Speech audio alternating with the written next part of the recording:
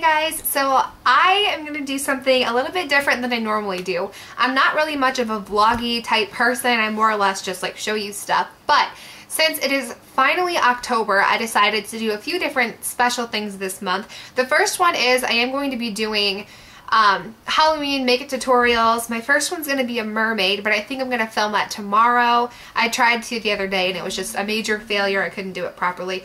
And I'm also going to be doing paranormal vlogs. I did not come up with this idea. If you know who Graveyard Girl is here on YouTube, she's amazing. She's one of my favorite gurus. And it's such a good idea, and I really like watching those. And yeah, basically I am a huge believer of the paranormal. There is no way, shape, or form that you could ever convince me that ghosts aren't real. I don't care about all your like debunked crap. I don't care about people telling me that ghost shows are fake. I don't care if they think that there's ways you can fake things, which I know there are. I know there's tons of fake photos, fake videos, fake experiences. I know that.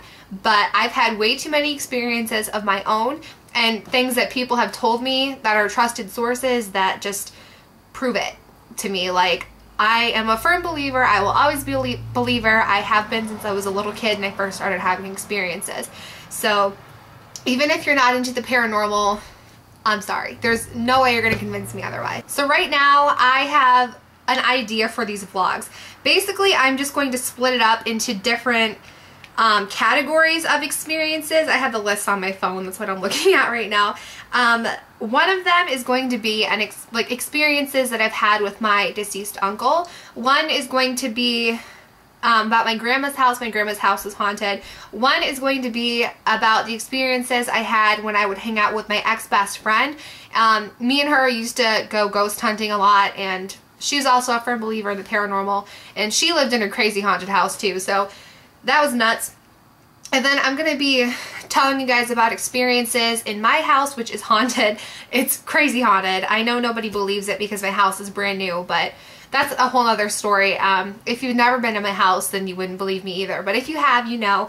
And that's going to be a 2-part, maybe a 3-part, because a lot of crazy things happen here.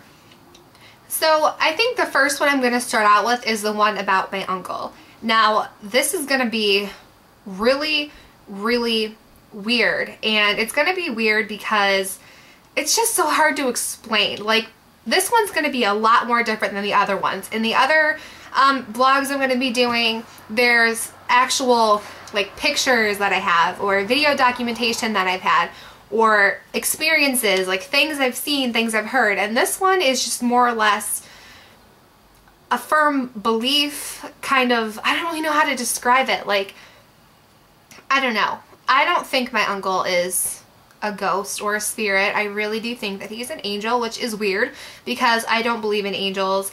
I'm not religious. I don't believe in heaven. I mean, if you are, that's fine. That's your thing completely, but it's just not mine. And I like know that he's not a ghost. It's weird. So I'm pretty much very positive that he's my guardian angel, but I don't know why. I've thought that my whole life. And from some of the things that I've talked to Alora about, because she's a firm believer in all of this too, she takes my side. She believes it. She also said that he's probably my guardian angel. So this one's going to be a little bit weird, but I still have some odd experiences happen. Let me tell you a little bit about him first. First of all, he passed away when I was 2, and he died of AIDS. And the weird thing is, I don't remember him at all. I don't remember what his voice sounds like. I don't have any memories with him. There's no pictures of us together, and if there are, I've never seen them. I just don't know him at all. So why on earth he chooses to stay with me, I will never know. I've never even heard his voice, like not even in like videos or anything. Like, I have no idea. All I know is that he loved animals. He worked at the Humane Society. He had tons of pets. He was really nice. Apparently he was really funny, really creative, and a lot of people in my family always say, oh, you remind me of Glenn. You I don't know, you guys would have gotten along great. And it just makes me sad to think that I'll never have the chance to know for myself. But that's beside the point. So that's just why I'm kind of like, am I crazy? Is this really happening? Like, what's going on? Because I don't remember him, and I don't know why he ever would have picked to be my guardian angel. I have no idea, but I know he is. It's crazy. It's beyond me. So first of all, just a lot of like crazy things happen that could easily be a coincidence, but I just feel like they're not. Like, I just feel like they're not. Like, easily could be coincidence, but to me, they're not. For example, one night, this was like maybe 2 weeks ago or so, I was laying in bed and I was just so sad about something. I don't know why. I was just really upset and I was crying. I don't even know why. And on my TV, we have like the XM radio stations, channels, whatever. And I had it turned down pretty low. I couldn't really hear it or anything. And I was laying there and I was like venting to my uncle because I just have this feeling that he's listening to me all the time. And I was just like, oh, I wish you could just talk to me or something. And all of a sudden, I just got this like overwhelming feeling to just turn up the volume. I have no idea why. I just had this overwhelming feeling to shut up and turn up the volume. So I did. And then like a second later, the song Distance by Christina Perri came on. And if you've never heard that song, you should definitely listen to it. But I started listening to the lyrics and it just almost sounded like he was speaking to me. So in my eyes, it was him telling me to listen to it because it was encouraging. It's just kind of hard to explain, but if you listen to the song, then you'll understand. So that was one. Another time, I was tanning. I was just laying on my deck and it was such a hot day and there was no breeze or anything and I was sweating bullets. I was like, it is so hot. And I was like, God, Glenn, just help me out. It's so hot. And then like out of nowhere, this huge random gust of air and it was just so refreshing feeling. And I was like, oh, thanks. Like, thanks so much. It felt great. It was just weird. And there was not another breeze the whole day. And I thought that was kind of weird. One time I was driving home from work and Laura was texting me, and I do text and drive sometimes. Ooh, very bad. But I know it's really bad. I shouldn't do it. But I do sometimes.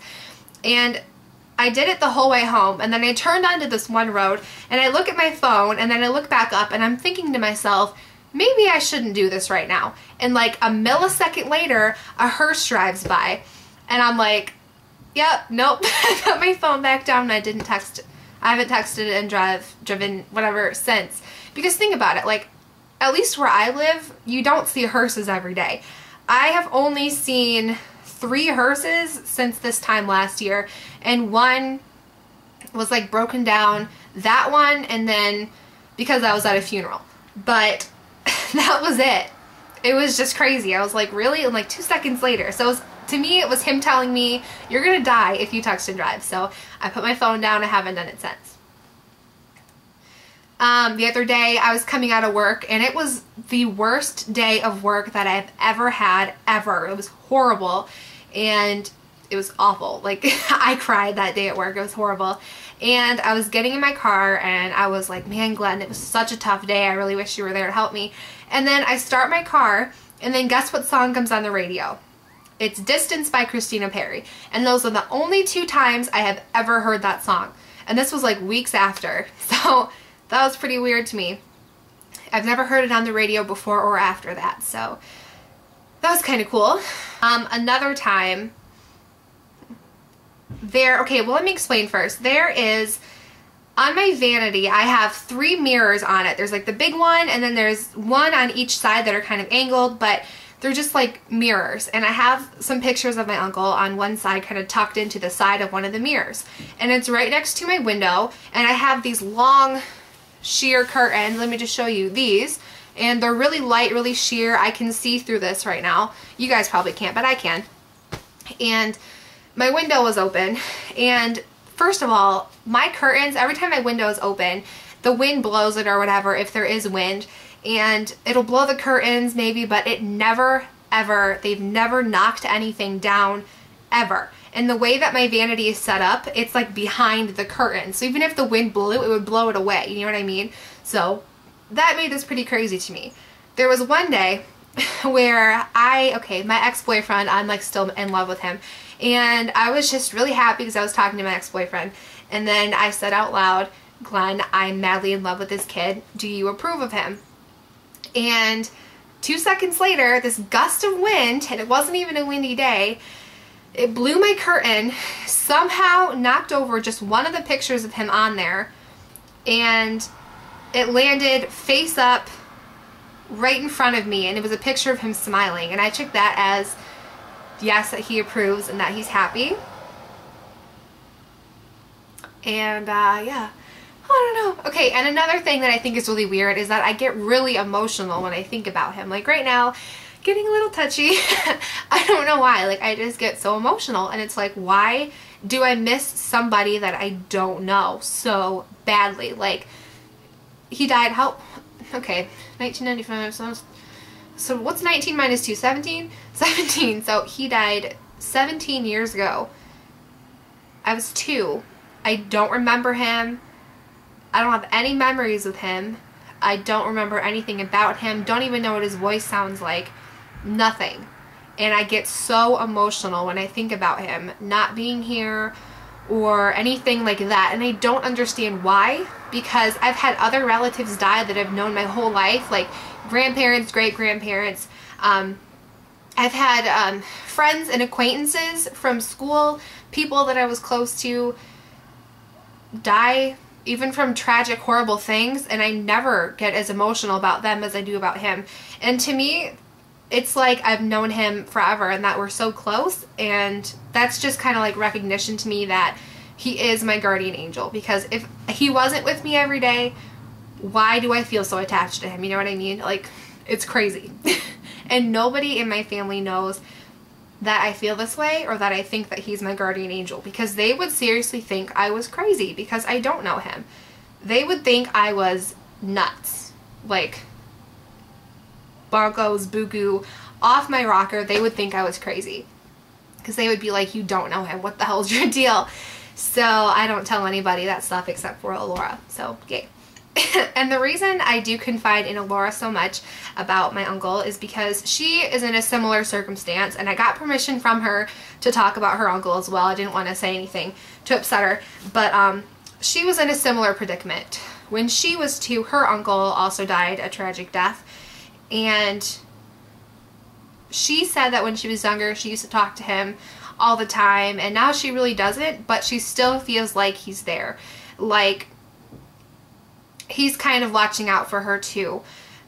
Her mom said that her uncle loved her, and I feel like I might be in the same boat. I don't know how my uncle felt about me. Nobody ever said anything about how he felt about me, but I started thinking about it, and when my uncle died, me and my 2 older brothers were the only nieces and, well, niece and nephews that he had. So I was thinking maybe he was trying to protect his only niece because he never met his other ones. So maybe that's what it is. I don't really know. And the reason I'm bringing Alora's uncle into this is because there was another time when we definitely would have had to be guarded by guardian angels, or we seriously could have died. Like, there was a day when we could have, I don't want to say almost died, but we could have, had the circumstances been tweaked just a little bit. This was over the summer. There's this road, and it's called, well, it's called Roller Coaster Road. That's not really the name of it, but that's what everybody calls it. It's basically just a back dirt road that barely anybody goes down, and it's long, and it's really, really hilly. It has tall, huge hills, and stupid teenagers like us will just go extremely fast, drive down that road, and they'll just act like they're on a roller coaster, and it's so stupid. I've only done it, well, I've done it 3 times, but I wasn't driving any of the times. The first 2 times I went down, it was the same day. Like, me and 2 of my friends went down it, and we turned around and we did it again, and that was really stupid. And another time we did it, we were actually visiting, it was me, Alora, and then 3 of our other friends. We actually went to the cemetery to visit one of our friends who passed away last fall, and right after we were done, we got this stupid idea to go down that road, and so we did, and it was just really stupid what we did. Basically, we're going on the road, and I want to say we were going maybe like 50 or 55, and the road's really narrow. We were going up this hill, and my friend Logan, he was driving, and one of my friends who's driving is a total idiot, and he's driving right in the middle of the road like a dumbass, bless his soul. And as soon as we reached the top of a hill, there's another car coming our way. And we, like, this is us, this is this car, and we completely, like, scraped the side of their car. And then my friend who's driving, he hit the brakes and we went into a ditch. And we scraped sides, and we were both going at least 50 something miles an hour. And if you think about it, had we even been just a little smidgen over, we would have hit head on. And had we hit head on, especially going 50 plus miles an hour, think about it, we could have hit and then like lost control. We could have hit and just smashed it up, and I was on the side that got scraped up. I was in the back. And I started thinking about it, and I was like, had we been even just inches over, that would have been really, really bad. And then with the way that we went into the ditch, we kind of swerved a little bit, and then we went into like a ditch kind of like this sideways, and the car was like this, and we had to like crawl out of this side and get out, and it was really, really steep, and it was just really bad. And the car that my friend was driving, he was just driving his dad's Monte Carlo, but he was supposed to be driving his mom's Jeep that day. And had we been in the Jeep, the way that we went in the ditch, it would have flipped over. Even if we hadn't hit head on. If we had hit head on, it would have been really bad. And the really stupid thing, this was so stupid, me and then my two other friends who were in the back with me, we didn't have our seatbelts on. I always wear a seatbelt when I'm in the car, especially the front seat. But that day I was just like, oh, if you're 16 and older, you don't have to wear seatbelts in the back. And I didn't wear one. And it was just really stupid. And it was a major wake-up call. Me and Laura were really upset about it. We cried. We weren't upset because it was like scary, because how it happened with us, just to scrape into a ditch and the car was like fine. We were all fine. So we're like, no big deal. The accident wasn't a big deal. But we started thinking about it, and we started thinking, oh man, our friend's gonna get in trouble, and we're upset over that. And then one of our other friends showed up to help get the car out, and he knows a lot about cars, and he was the one telling us, like, you guys are really lucky it didn't flip. Like, it easily could have. And we were just like, oh my god. And then I was like, oh my god, Laura, had we been inches over, we would have hit head on. That would have been really bad. And then I was like, oh my god, I didn't have a seatbelt on. And all these things were going through my head. And I was just thinking, oh my god, like, had just one thing been different, we could have died or gotten seriously injured. It was really sad. It was hard to take it in. I felt partially responsible because I wasn't opposed to the idea, and the whole thing was just crazy. But anyway, how this relates to my uncle is somebody had to have been protecting us, because if they weren't, nobody else would have gotten that lucky. Like, the car wasn't even damaged, but just seriously, one more thing, had we been in the Jeep, or had we been a few inches over, or had we been going a little bit faster, or anything like that, it could have been a lot worse. And it was just crazy too, because we were just at the cemetery. And in my eyes, it was somebody trying to give us a message like, okay, I'll save your butts this time, but this is gonna have to be a wake-up call. Like, next time it will be worse. That's how it was to me. Like, it was more of a warning. Like, we were protected, but we were still shaken up about it. And to me, somebody had to have been watching over us. I automatically thought of my uncle, and I was like, oh my god, thank you for protecting me. Thank you for protecting my friends. Thank you. It's just hard. I still feel really responsible about that. And our friend that passed, we thought he was definitely one of the angels too. He had to have been, because he was really good friends with Laura, so he was definitely protecting her, and Callie, my other friend who was there. And also, we concluded that Laura's uncle had to be watching over her and everybody as well, because she told me that when she got home that night, she said that she felt kind of like a cold hand like rubbing her back, and I totally believe her, because she's not crazy when it comes to that kind of stuff, and she doesn't lie to me at all. And she said it never happened before, and it was so crazy, and that's the first thing that she thought of. And when I got home, I looked at my uncle's picture, and I just, even though in the picture he's smiling, it was almost like I could see disappointment in his eyes, and I could kind of just feel like his burning gaze at me. And I felt so guilty. I felt like he's been working so hard his whole life to protect me, and then I just screw it up. And I felt like he was disappointed in me, and I felt horrible. And I will never go down that road for enjoyment ever again. I just feel really guilty. I feel like he was really disappointed, and that really upset me a lot. I cried over that because I just could feel the disappointment from him, and it sucked. It was horrible. So yeah, that's one thing. Another thing is I have 2 items of his. One of them is a watch, and this is a watch that, it's not a valuable watch, it's just a cheap old thing, but my dad gave it to me because he didn't have anything else really to like pass down to me. Like, he gave my oldest brother a gun that was my great-grandfather's, and he's giving my other brother a sword that was my dad's.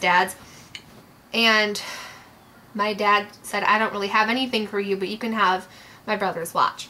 So he gave me my uncle's watch, and I thought it was amazing because it was the first thing I'd ever even touched of his, and I thought it was just the coolest thing. And it's just a cheap old thing, but my dad said, please take care of this. He loved it. He wore it every day. He bought it with his own money. It was one of the first things he ever spent his own money on, and it felt really special to me because he really valued it, and he worked hard for it, and I didn't want to screw it up. And just knowing that he had it on him one day, I feel like if and when I wear it, that it makes me closer to him. Does that sound crazy? It probably does. But I never wear it because I don't want to take the risk of breaking it or losing it. So I just keep it in my dresser. But I've put it on twice. I put it on the day that I got it just to, you know, just to have it on for whatever reason. I didn't want to lose it. And then the other day I was feeling really down and I put it on. The first time I put it on, I noticed that me and him, we have like the same wrist size. So either he was scrawny or I just have a big wrist. I don't really know. It's not that, it is kind of big. Anyway, I put it on, and we actually, the clasp, you could like see, because it was all worn down around that hole, which one he used to wear it on, and I wore the same one. So it was kind of cool to think that we had something else in common physically, and I was like, oh, that's kind of cool. Like I said the other day when I put on the watch, I was feeling down. It was the most weird and bizarre thing ever. Like, it was crazy. I can't even explain it. I don't know still what happened, but I put on this watch when I was sad, and the second I had it buckled and on and I was looking at it, and I was kind of like talking like to him, but I was looking at this watch, my wrist got really warm. It was weird. I never told anybody that, but it got really warm, almost like somebody was holding my wrist or my hand or something, and it was so weird to me. And it kind of felt like energy-ish, I guess. Like, it kind of felt a little bit tingly too. It was weird. I've never felt anything like it. And when I took it off, it went away instantly. It was crazy. It was the craziest thing. Another item that I have of his is this little Mexican blanket. He actually got this when he went to Mexico one time, and my dad said that he just bought it because he thought it was really cool and kind of funky, and he just really liked it. And I sleep with this every night. It's not very comfortable. It's kind of itchy, actually. I still like it because it's his. I mean, it is warm. It's kind of cuddly. I always like cuddle up with it because I never feel like I'm alone. Anytime I'm having a bad day or I'm sad about something, I'll just kind of like, you know, cuddle with it or anything like that. And it's just so weird. I just feel so much better. Like, I'll be really, really sad, like hysterically crying, and then the second I get all cuddled up with this, I just feel so relieved, and I just feel so refreshed, and it's just weird. Like, I almost feel like he's with me when I have this. And you can think I'm crazy or not, but she just gets me through so many things, I think. Like, I can't do anything without me. He does everything for me. Like, I remember I went to a job interview. I've been to several million job interviews, and I never got any of the jobs. And then where I work now was my most recent job interview, and I remember right before I got out to talk to the guy, I was like, Glenn, please, for the love of God, don't let me say anything stupid. Just please give me some good luck or something. And I got the job within 10 minutes. So that was crazy. Anytime I need to find something, I'd be like, Glenn, where is this? I can't find it. Help me. I'll find it. Or I'll be on the, like, looking on the radio, and then it'll just be like commercial, like a horrible song, and I'll be like, man, I really wish that this one song was on. Change it to the next channel, and then that song's on, and I'm just like, oh, thanks. thanks for that. Like, it's just stuff like that. Like, I feel like he just looks out for me and tries to make me happy. At least that's how I see it. You could probably be listening to this and think I'm a total quack, but I don't care. That's just how it is to me. That's how I see things, and that's how I'm going to see things. That's how I've always seen things since I was younger, and I'm always going to. He's my good luck charm, my security blanket, my protection, my luck, my everything. And it's kind of crazy, if you ask me. It's pretty crazy. And also, just the thought of him just calms me down so much. Like, I am scared to death of cemeteries. They unnerve me beyond belief. I don't like them at all. I hate walking on the dirt because I always feel like my foot is going to get sunken in.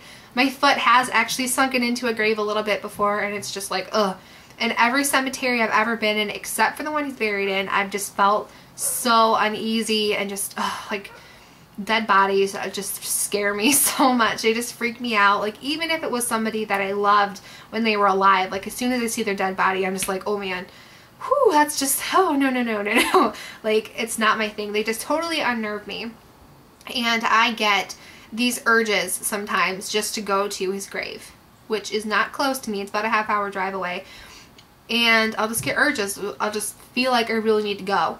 And then I'll go there sometimes alone, not tell anybody, and then I'll just go and I'll sit in front of his grave, and I will just feel so at peace and so relaxed and just like a weight's lifted off my shoulders. And I don't feel uneasy or unnerved. And it's so weird to me because it's like, why would I feel so relaxed in a cemetery unless he's with me? Because they unnerve me so much. And I don't know, it's just crazy. Alright guys, so those are some of my true, honest feelings and experiences and stories and whatnot that I have of my uncle being my guardian angel. Again, if you don't believe it, I'm sorry, you don't have to, but that's the truth. And I'm going to keep doing these. I think next I'm going to tell you guys about my haunted house that I live in. That's going to be either 2 or 3 parts because there's tons of crazy crap happening here. So if you like this, then thumbs up or let me know or anything. Tell me about your paranormal experiences, video response, anything you want, because it's so fascinating to me. And I will be back with more later on and some Halloween tutorials, and I hope you guys have an awesome October. Bye guys.